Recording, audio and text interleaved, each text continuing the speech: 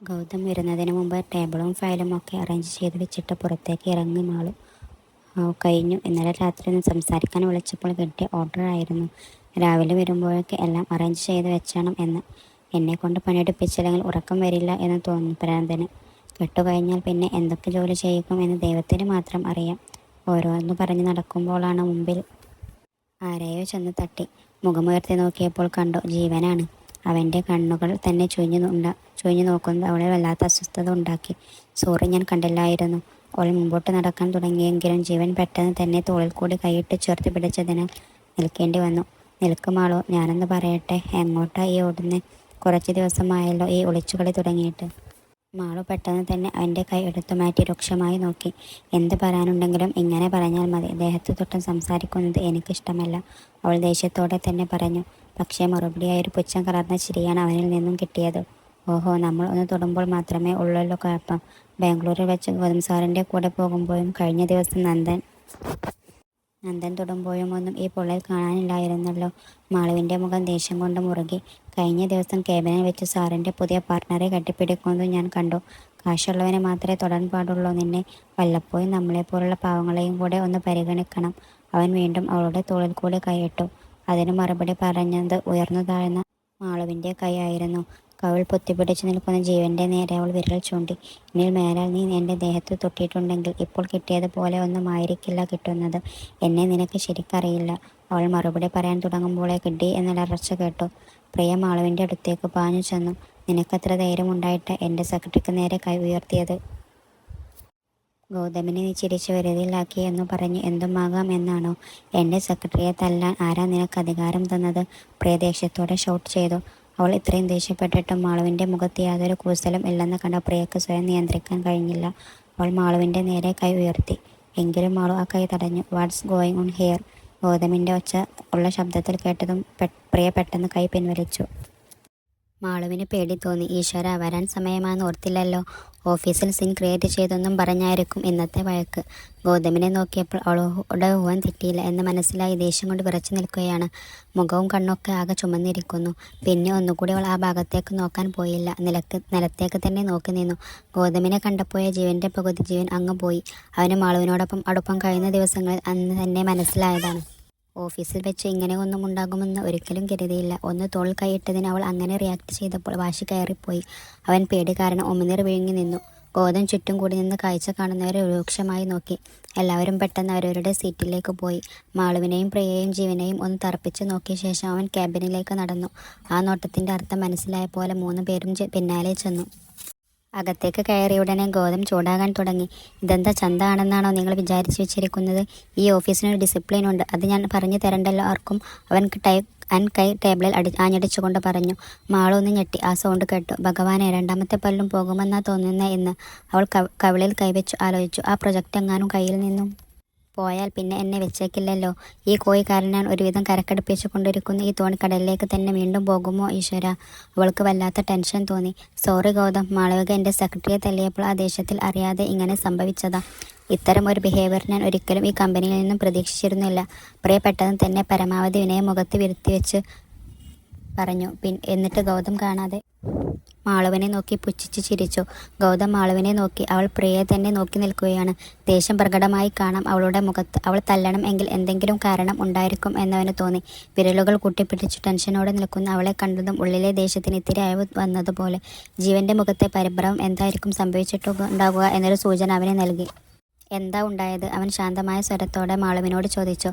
അവൻ്റെ ദേഷ്യം കുറഞ്ഞു എന്ന് കണ്ടതും മാളുവിന് സമാധാനമായി.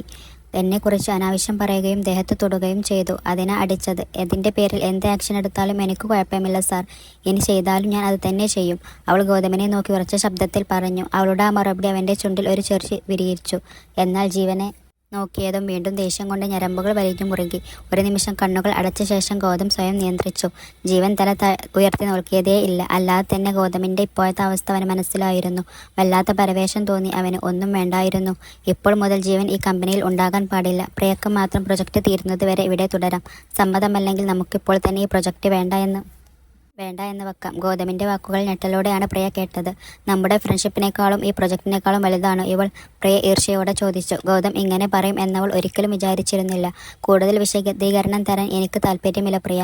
ഞാൻ പറഞ്ഞല്ലോ എന്റെ തീരുമാനം. സമ്മതമാണെങ്കിൽ നമ്മൾ ഈ പ്രൊജക്ട് ചെയ്യും, അല്ലെങ്കിൽ നന്ദനോട് സംസാരിച്ചാൽ മതി. ഗൗതം ഗൗരവത്തിൽ തന്നെ പറഞ്ഞു. പ്രിയ ദേഷ്യത്തോടെ മാളുവിനെ നോക്കി. അവൾ ഗൗതമിനെ തന്നെ നോക്കി നിൽക്കുകയായിരുന്നു. ജീവനെയും കൂട്ടി അവൾ പെട്ടെന്ന് തന്നെ പുറത്തേക്ക് പോയി. മാളുവിന്റെ സന്തോഷമാണ് അവളെ വല്ലാത്ത അസ്വസ്ഥയാക്കുന്നുണ്ടായിരുന്നു. പ്രിയ പുറത്തേക്ക് പോയപ്പോഴാണ് പുലിമടയിൽ ഒറ്റക്കാണ് നിൽക്കുന്നെന്ന ബോധം മാളുവിന് വന്നത്.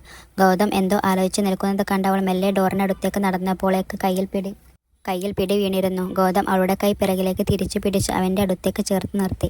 കുറച്ചു നേരം അവളുടെ മുഖത്തേക്ക് തന്നെ നോക്കി നിന്നു. അവനോട് ചേർന്നുള്ള നിൽപ്പ് അവളെ വല്ലാത്ത വെപ്രാളം സൃഷ്ടിച്ചു.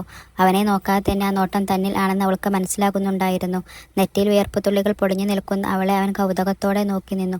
വിരലുകൾ കൊണ്ട് മെല്ലെ വിയർപ്പ് തുള്ളികൾ ഒപ്പിമാറ്റുമ്പോൾ അവളെ വിറക്കുന്നത് പോലെ തോന്നി അവന്.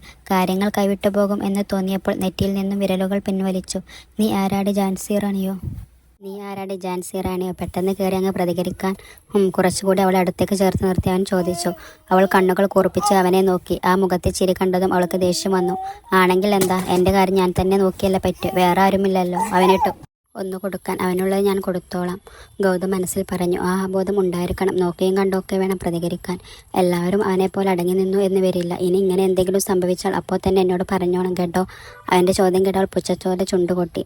പിന്നെ സൂപ്പർമാൻ അല്ലേ, വിളിച്ചാൽ ഉടനെ പറന്നു രക്ഷിക്കാൻ. എന്തായാലും സമ്മതിച്ചു കൊടുത്തേക്കാം, അല്ലെങ്കിൽ ഇപ്പോൾ തുടങ്ങും വഴക്ക്. അവൾ തലയാട്ടി സമ്മതിച്ചു. അവൻ കയ്യിലെ പിടിവിട്ടതും അവൾ പെട്ടെന്ന് തന്നെ പുറത്തേക്ക് പോയി. വെറുതെ എന്തിനാ അടുത്ത ഉപദേശവും പണിയും വാങ്ങുന്നത്? ദർശൻ അവൻ്റെ കയ്യിലുള്ള താലിയിലേക്ക് തന്നെ നോക്കിയിരുന്നു. ഇനി അധികം ദിവസമില്ല മാളു, എത്രയും പെട്ടെന്ന് തന്നെ നമ്മുടെ വിവാഹം നടന്നിരിക്കും. പിന്നെ നീ എങ്ങനെ ഗൗതമിന് സ്വന്തമാകും? നിനക്കൊരു ജീവിതം ഉണ്ടെങ്കിൽ അത് ഈ ദർശൻ്റെ കൂടെ മാത്രമായിരിക്കും. അവൻ്റെ മനസ്സിൽ പല കണക്കുകൂട്ടലുകളും നടക്കുകയായിരുന്നു. ആരെയും ഗൗനിക്കാതെ ഭക്ഷണം കഴിക്കുന്ന മനീഷിനെ മാളു വിഷമത്തോടെ നോക്കി. തൻ്റെ വിവാഹം ഉറപ്പിച്ച ശേഷം ഏട്ടൻ ഇതുവരെ ഒന്നും സംസാരിച്ചിട്ട് കൂടിയില്ല. അവൾ വിഷമത്തോടെ അച്ഛനെ നോക്കി. അച്ഛൻ സംസാരിച്ചോളാം എന്ന് അവളെ കണ്ണടച്ചു കാണിച്ചു. ഉറക്കം വരാതെ ഉമ്മറത്ത് വന്നിരിക്കുകയായിരുന്നു മനീഷ്. തൻ്റെ വാക്കുകൾക്കും തീരുമാനങ്ങൾക്കും ഇവിടെ വിലയില്ല എന്നുള്ള ദർശൻ്റെ വാക്കുകൾ അവൻ്റെ മനസ്സിൽ വീണ്ടും വീണ്ടും മുഴങ്ങിക്കൊണ്ടിരുന്നു. ദക്ഷിണ അവൾ പോലും തൻ്റെ കൂടെ നിൽക്കാതെ കുറ്റപ്പെടുത്തുകയാണ് ചെയ്തത്. അവൾക്ക് വേണ്ടിയായിരുന്നു എല്ലാം ചെയ്തത്. ദർശൻ്റെ കൂടെ നിന്ന് ഗൗതമിനെ ചതിച്ചതും അവൾക്ക് വേണ്ടി മാത്രമായിരുന്നു, അവളെ ഒരിക്കലും നഷ്ടപ്പെടാതിരിക്കാൻ. ഗൗതം അവൻ തന്നെ ഒരുപാട് വിശ്വസിച്ചിരുന്നു. പക്ഷേ അതിനു മേലെ ആയിരുന്നു ദച്ചു. പക്ഷേ ഇപ്പോഴും അവൾ തന്നെ മനസ്സിലാക്കിയോ എന്നറിയില്ല. അവൾക്ക് അവളുടെ ഏട്ടൻ മാത്രമായിരുന്നു എന്നും വലുത്. ആലോചനയിൽ മുഴുകിയിരുന്നതിനാൽ അച്ഛൻ വന്ന് അരികിൽ ഇരുന്നതൊന്നും അവൾ അറിഞ്ഞതേയില്ല. മാളവിന് ഏറ്റവും ഇഷ്ടം ആരെയാണെന്നറിയോ മനു നിനക്ക്? അച്ഛൻ്റെ ചോദ്യമാണ് ചിന്തകളിൽ നിന്നും മുക്തനാക്കിയത്. കുറച്ചു സമയത്തേക്ക് അവൻ ഒന്നും മിണ്ടിയില്ല. തന്നെ തള്ളിക്കളഞ്ഞു എല്ലാവരും ഗൗതമിനെ സ്വീകരിച്ചതിൻ്റെ ദേഷ്യം അവനിൽ ഉണ്ടായിരുന്നു. ആ ഗൗതമിനെ ആയിരിക്കും അതിനെന്തിനാ എന്നോട് പറയുന്നേ? അവൻ ഈർഷ്യയോടെ ചോദിച്ചു. മോഹൻ ഒന്ന് ചിരിച്ചു. അല്ല മനു, അവൾക്ക് നിന്നെ ആയിരുന്നു ഏറ്റവും ഇഷ്ടം. ദക്ഷിണക്കും പണത്തിനു വേണ്ടി നീ ഗൗതമിനെ ചതിച്ചു എന്നറിഞ്ഞപ്പോൾ പോലും അവൾ നിന്നെക്കുറിച്ച് ഒരിക്കൽ പോലും മോശമായി സംസാരിച്ചിട്ടില്ല. എൻ്റെ ഏട്ടൻ ദർശൻ്റെ ചതിയിൽ പെട്ടതാണെന്ന് കുറച്ച് വിശ്വസിച്ചു. ഇപ്പോഴും ആ സ്നേഹത്തിന് കുറവ് വന്നിട്ടില്ല എന്ന് തന്നെയാണ് എൻ്റെ വിശ്വാസം. മനു ഒന്നും മിണ്ടിയില്ല. നീ വിചാരിക്കുന്നുണ്ടാകും പിന്നെന്താ അവൾ നീ പറയുന്നത് കേൾക്കാത്ത ഗൗതമിനെ വിവാഹം കഴിക്കാൻ പോകുന്നതെന്ന്. അവൾ അറിഞ്ഞിട്ടില്ലായിരുന്നു വിവാഹം ഉറപ്പിച്ചത്. ഞാൻ ഒറ്റയ്ക്ക് പോയിട്ടാണ് എല്ലാം തീരുമാനിച്ചത്. മനു അച്ഛനെ നോക്കി. ഒരിക്കലും അച്ഛൻ്റെ ഭാഗത്തു നിന്നും ഇങ്ങനെ ഒരു നീക്കാൻ പ്രതീക്ഷിച്ചിരുന്നില്ല. നീ നോക്കണ്ട, നീ കാരണം തന്നെയാണ് ഞാൻ അങ്ങനെ ഒരു തീരുമാനമെടുത്തത്. നീ തല്ലേ അന്ന് വൈകുന്നേരം എന്നോട് ചോദിച്ച ചോദ്യമുണ്ട്. ഏട്ടന് ഇപ്പോൾ എന്നെക്കാളും വലുത് പണമാണല്ലേ എന്ന്. അന്ന് ഞാൻ തീരുമാനിച്ചതാ ഇതെല്ലാം. ദർശനെക്കുറിച്ച് എല്ലാ കാര്യങ്ങൾ അറിയാവുന്ന നീ തന്നെ ഇങ്ങനെ ചെയ്യും എന്നവൾ ഒരിക്കലും വിചാരിച്ചിരുന്നില്ല. അവൻ മാളുവിനെ സ്നേഹിക്കുന്നില്ല. അവനെ സംബന്ധിച്ച് മാളൊരു ട്രോഫിയാണ്, ഗൗതമിനെ തോൽപ്പിച്ചു നേടാനുള്ളൊരു ട്രോഫി. മോഹൻ അവൻ്റെ തോളിൽ കൈയിട്ടു. നീ പറഞ്ഞതുപോലെ ദർശനുമായുള്ള വിവാഹം നടത്തിയാലുള്ള അവസ്ഥ നീ ആലോചിച്ചിട്ടുണ്ടോ മനു? മാളുവിന് ഒരിക്കലും ദർശനെ സ്നേഹിക്കാൻ കഴിയില്ല. ആദ്യത്തെ വിജയത്തിൻ്റെ ലഹരി അവസാനിക്കുമ്പോൾ ദർശനം എങ്ങനെയായിരിക്കും അവളോട് പെരുമാറുക എന്ന് ചിന്തിച്ചു നോക്കൂ മനു. അവളുടെ ജീവിതം അല്ലേ നശിക്കുന്നത്? നിന്റെ വിരലിൽ തൂങ്ങി വളർന്ന കുഞ്ഞാ അവൾ നേറി ജീവിക്കുമ്പോൾ നിനക്ക് സന്തോഷമായിട്ടിരിക്കാൻ പറ്റുമോ? കഴിയില്ല മനു. നീ അവളോട് സംസാരിക്കാത്തതിൽ അവൾക്ക് നല്ല വിഷമമുണ്ട്. നീ എല്ലാം ഒന്ന് ചിന്തിച്ചു നോക്കൂ മനു. അത്രയും പറഞ്ഞ ശേഷം മോഹൻ എണീറ്റ് പോയി. മനു അച്ഛൻ പോയ വഴിയെ നോക്കിയിരുന്നു. തനിക്ക് തെറ്റ് പറ്റിയോ? എടുത്ത തീരുമാനങ്ങളൊക്കെ തെറ്റായിരുന്നു? അവൻ്റെ മനസ്സ് അവനോട് ചോദിച്ചു കൊണ്ടിരുന്നു. ഒരു തീരുമാനം എടുക്കാൻ കഴിയില്ല അവന്. എത്രയും പെട്ടെന്ന് ദച്ചുവിനെ കണ്ടു സംസാരിക്കാൻ അവൻ തീരുമാനിച്ചു. ഇനിയും ഇങ്ങനെ വെറുതെ ഇരിക്കാൻ കഴിയില്ല. എത്രയും പെട്ടെന്ന് എല്ലാത്തിനും തീരുമാനമാക്കിയേ പറ്റൂ. ബീനയും വാസുദേവനും കൂടിയാണ് ഗൗതമിൻ്റെയും മാളുവിൻ്റെയും ജാതകം നോക്കിപ്പിച്ചത്. 1 മാസം കൂടിയ മാളുവിന് വിവാഹ സമയം ഉള്ളെന്ന് ഗൗതമിനോട് കള്ളം പറഞ്ഞതിനാൽ 1 മാസത്തിനുള്ളിൽ മുഹൂർത്തം തന്നെ എടുക്കേണ്ടി വന്നു. അല്ലെങ്കിൽ ഇതുവരെ ചെയ്തതൊക്കെ വ്യാതാവിൽ വ്യഥാവിലാകുമെന്ന് ബീനക്കറിയാമായിരുന്നു. ഒടുവിൽ 3 ആഴ്ചയ്ക്ക് ശേഷം ഉള്ള ഒരു മുഹൂർത്തം കുറിച്ച് കിട്ടി. മാളുവിൻ്റെ മനസ്സിൽ സന്തോഷം അടക്കി വെക്കാൻ കഴിയാത്ത സ്ഥിതിയായിരുന്നു. ഒരിക്കലും ലഭിക്കില്ല എന്ന് കരുതിയ ജീവിതമാണ് 3 ആഴ്ചയ്ക്ക് ശേഷം നടക്കാൻ പോകുന്നത്. ഓഫീസിലെത്തുമ്പോൾ മറ്റൊരു ദിവസവും ഇല്ലാത്ത ധൃതിയായിരുന്നു അവൾക്ക്. ഓടി ഗൗതമിൻ്റെ മുമ്പിലെത്തിയെങ്കിലും ജോലിയിൽ മുഴുകിയിരിക്കുന്ന അവനെ കണ്ടതും ആ ആവേശമൊക്കെ തനിയെ കെട്ടു. എത്ര ദിവസത്തെ ലീവിന് കൊടുക്കണം? ആപ്ലിക്കേഷൻ ഫോം കയ്യിൽ പിടിച്ചുകൊണ്ട് കുറച്ചു നേരമായി തുടങ്ങിയ ആലോചനയിലാണ് മാളു. 3 ആഴ്ചയുള്ളൂ കല്യാണത്തിന്. ഇപ്പോഴേ പാർലറിൽ പോയി തുടങ്ങണം. എന്നാലേ കല്യാണത്തിന് ഞെട്ടിക്കാൻ പറ്റൂ.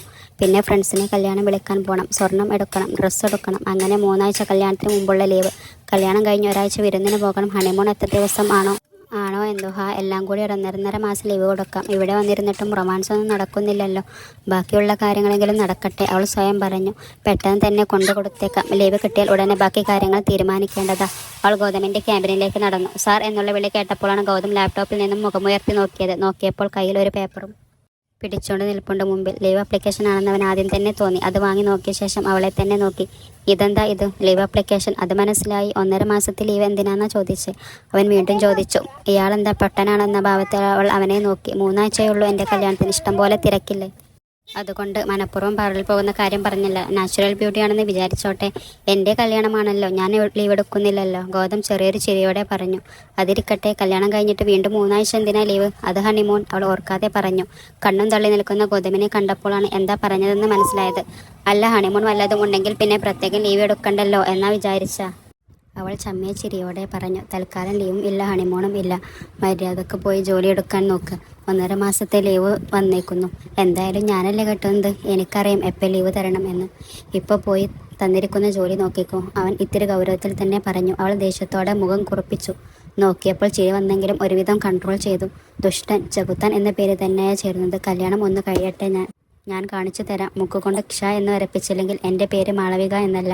അവൾ ദേഷ്യത്തോടെ മനസ്സിൽ പറഞ്ഞിട്ട് മുഖവും വീർപ്പിച്ച് പുറത്തേക്ക് പോയി. അവളുടെ പോക്ക് നോക്കി ഗൗതം ചിരിയോടെ നിന്നു. ഗൗതമിൻ്റെ ക്യാബിനിൽ നിന്നും ദേഷ്യത്തോടെ ഇറങ്ങി വരുന്ന മാളവിനെ കണ്ടതും പ്രിയക്ക് ഇത്തിരി ആശ്വാസം തോന്നി. ഗൗതമിൻ്റെ കയ്യിൽ നിന്ന് വഴക്കും വേണ്ടിയാണ് അവരവെന്ന് അവൾക്ക് തോന്നി. എന്താണ് മാളവിക, ഗൗതമിൻ്റെ കയ്യിൽ നിന്നും കണക്കിന് കിട്ടിയെന്ന് തോന്നുന്നല്ലോ? പ്രിയ പുച്ഛത്തോടെ പറഞ്ഞു. എന്തോ? പ്രിയയുടെ ആ ചോദ്യം കേട്ടപ്പോൾ മാളവിനൊരു കുസൃതി തോന്നി. അവൾ പെട്ടെന്ന് തന്നെ മുഖം വിഷമം വരുത്തി. ഇതിൽ കൂടുതൽ ഇനി എന്ത് കിട്ടാനാ മാഡം? ഗൗതം സാറിൻ്റെ കല്യാണം ഉറപ്പിച്ചു. പ്രിയ ഞെട്ടലോടെ അവളെ നോക്കി. എന്താ? സത്യമാണോ മാഡം? ഞാൻ ഇത്രയും വർഷം കാത്തിരുന്നത് വെറുതെ ആയല്ലോ എന്നോർക്കുമ്പോളാ. അവൾ കണ്ണു തുടക്കും പോലെ കാണിച്ചു. Love marriage ആണത്രേ. സാർ അങ്ങോട്ട് ചെന്ന് വലിച്ചതാ പെണ്ണിൻ്റെ വീട്ടിൽ. ആരെയാ? ഏതാണ് ആ ഭാഗ്യവതി? പെട്ടെന്നാണ് പ്രിയക്ക് അവളുടെ ഡാഡി വിളിച്ചത് ഓർമ്മ വന്നത്. ഇന്ന് രാവിലെ വിളിച്ചപ്പോൾ ഡാഡി പറഞ്ഞിരുന്നു മോൾക്ക് ഏറ്റവും സന്തോഷം തരുന്ന ഒരു സർപ്രൈസ് നാളെ തരും എന്ന്. ഇതായിരുന്നു ഡാഡി ആ സർപ്രൈസ്? പ്രിയ മനസ്സിൽ പറഞ്ഞു. എന്നാലും ഗൗതം എന്നോട് ഇഷ്ടമുള്ളതായി ഒരു സൂചന പോലും നൽകിയില്ലല്ലോ. അവൾ മാളവിനെ നോക്കിയപ്പോൾ കണ്ണുകൾ തുടച്ചു നിൽക്കുകയാണ്. പെണ്ണിനെ ആലോചിച്ച് നീ കൂടുതൽ തല പൊക്കണ്ട. അത് ഞാനാ, പ്രിയ പുച്ഛത്തോടെ പറഞ്ഞു. ഇത്തവണ ഞെട്ടിയത് മാളുവായിരുന്നു. പക്ഷെ അത് സമർത്ഥമായി മറച്ചു. നാളത്തെ പാർട്ടിൽ ഡാഡി ഒഫീഷ്യലായി അനൗൺസ് ചെയ്യും എന്ന് പറഞ്ഞിരുന്നു. നീയും വരണം കേട്ടോ. പ്രിയക്ക് എന്തോ തെറ്റിദ്ധാരണ ഉണ്ടെന്ന് മാളുവിന് മനസ്സിലായി. പക്ഷെ അത് തിരുത്താൻ പോയില്ല. നാളത്തെ പാർട്ടിയിൽ സത്യം അറിയുമ്പോൾ അവളുടെ അവസ്ഥ ഓർത്ത് മാളുവിന് ചിരിയാവുന്നെങ്കിലും അതൊന്നും കാണിക്കാതെ പരമാവധി ദുഃഖം അഭിനയിച്ചവൾ അവിടെ നിന്നും പോയി. നടന്നകലുന്ന മാളുവിനെ നോക്കി വിജയ ചിരിയോടെ പ്രിയ നിന്നു.